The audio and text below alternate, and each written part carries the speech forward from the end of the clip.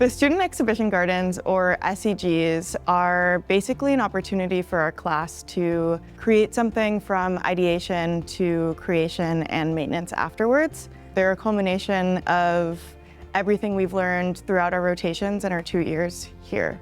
It's a time to showcase our creativity, the plant combinations, a chance to showcase the connections that we made with our fellow students. It's a chance to demonstrate that all in a very public forum. You're creating a garden in a very public space at one of the most beautiful gardens in the entire world. Gardens of the Future was chosen, I think, as a response to a lot of changes that are happening in our world right now, whether it's climate change or societal change, AI, technology.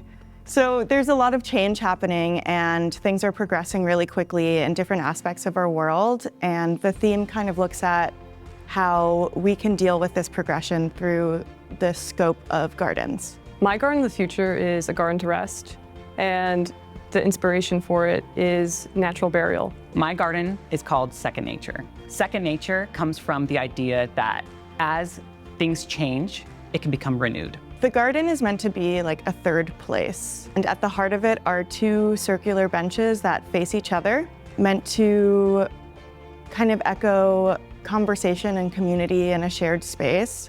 When I first heard the theme Gardens of the Future, I first thought of two things. My own experience. I worked for the Forest Service for almost 3 years, and I saw firsthand just how much the ecological landscapes are changing. Locally, we have hemlocks dying from woolly adelgid, we have American beech trees fading from disease, and then we have human development reshaping waterways and removing green spaces that might not fit a very narrow aesthetic. Second Nature is meant to show that a garden doesn't have to begin with something new, that it can be grown from something that's already present. So leaving these elements of the past can help create a more ecologically and sustainable garden in the future. Rather than removing the dead trees or the fallen log or even the decaying old wood, this garden remembers them as foundations for new life. This garden is mostly based on found materials, found rocks, found stumps, found snags, and it's really hard to design a garden based on things that you're going to find. You don't know exactly how they're going to lay in the garden. You don't know exactly where they're going to be placed. You don't know which angle. It's really interesting to see this garden kind of come to life just from an idea on a piece of paper that we worked so hard on creating over so many months. It's really interesting to kind of see how things just take shape.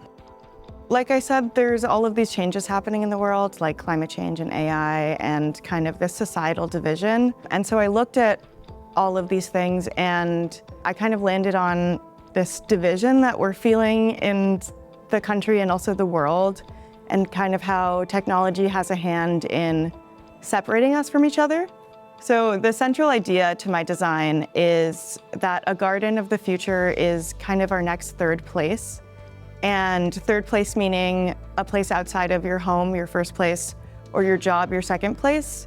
These third places exist as where we can go to form community and like relax and recoup and feel comfortable outside of these other places.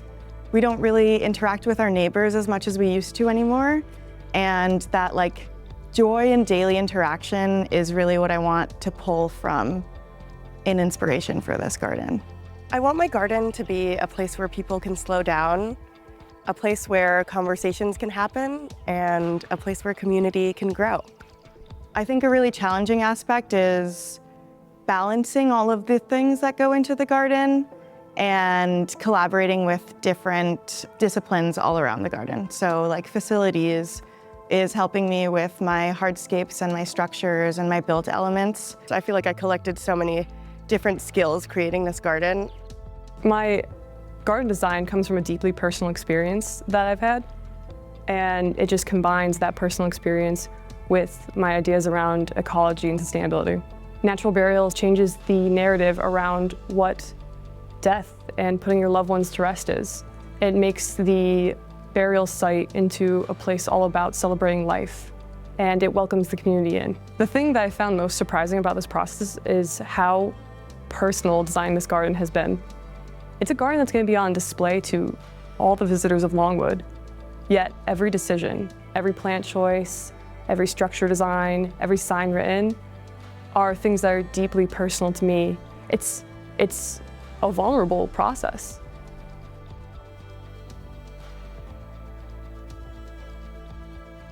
I think the biggest thing that surprised me in this garden is just how stable this feels. It feels like a space that's been here for a very long time, and I didn't think I would achieve that in just a few weeks that this garden's been installed. Every time I come down here and just experience guests interacting with this environment, the biggest thing I see them interacting with is the wooden snags themselves. They walk up to them, they see it as something that they don't normally experience within a gardenscape. And that was the ultimate goal of this garden, to get guests inspired.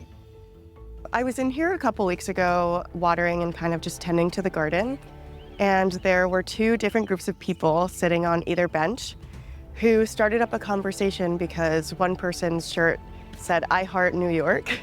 And it turned out that they both were from the same place and they both grew up going to the same elementary school.